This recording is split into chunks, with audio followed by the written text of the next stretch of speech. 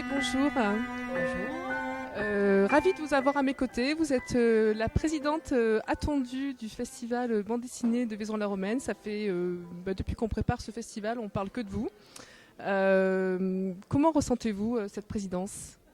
C'est un grand honneur d'être choisie parce que c'est vrai que ça permet de représenter un petit peu le monde de la BD au féminin aussi. Ça fait 4 ans que le festival n'avait pas eu lieu et de participer à la renaissance et à la réouverture, on va dire, du festival, ça fait très plaisir. Une présidence au féminin, tout à fait, et c'est ce qui est très pertinent pour ce festival dans le cadre de cette renaissance. Vous étiez déjà invité il y a 4 ans en tant qu'auteur. Là, vous êtes présidente. Vous avez créé l'affiche du festival. De quoi vous êtes-vous inspirée? Alors en fait, il y avait plusieurs conditions à remplir pour cette affiche. Bien évidemment, mettre en avant Vaison-la-Romaine, donc au travers de ses ruines ou des monuments un peu marquants. Et puis mettre en avant le côté Renaissance, mais dans tous les sens du terme, c'est-à-dire la Renaissance, on va dire, de ses cendres, la Renaissance au point de vue historique, hein, puisque mon album se passe à peu près à cette période-là. Et puis il fallait montrer un petit peu que c'était les 10 ans du festival, donc un festival anniversaire, donc avec les colonnes. J'ai fait 10 colonnes avec des petites lucioles, ça fait des petites bougies, voilà, donc ça fait un petit clin d'œil en arrière-plan. Et bien sûr mettre en avant la bande dessinée au travers des livres que tient le personnage principal. Parlez-nous de votre album.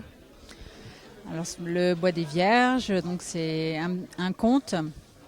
Un conte de fées sans fées, un petit peu dans l'esprit de La Belle et la Bête de Cocteau. Donc voilà, avec deux clans qui s'affrontent, le clan des hommes, le clan des bêtes, et au milieu un personnage qui est l'élément déclencheur en fait de cette guerre et qui va devoir tout au long des 3 tomes de cette série réparer ses erreurs en apprenant, en grandissant et en changeant de mentalité. Donc une belle leçon, une belle leçon au bout du compte.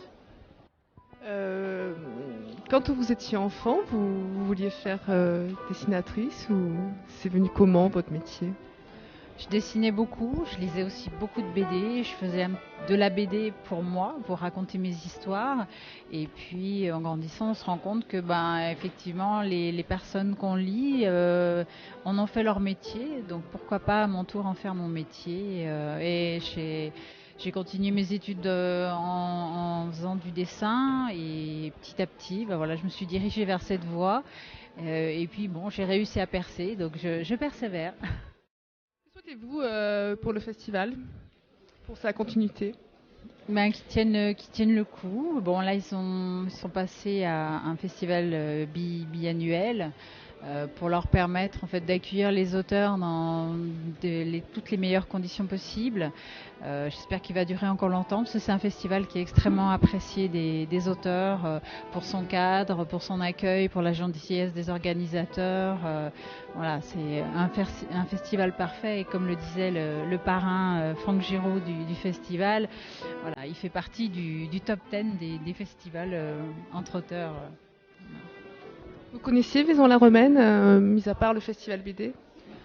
J'y suis venue parce que j'ai été invitée par le festival. Donc, je suis venue trois années. Donc j'ai eu le temps de bien visiter, d'apprécier tous les monuments. Je suis très sensible à l'architecture et c'est vraiment une ville magnifique. On vous retrouvera dans 2 ans, c'est ça? Peut-être si on m'invite, voilà, c'est toujours une question d'invitation. Merci Béatrice Tillier, merci beaucoup. Merci à vous.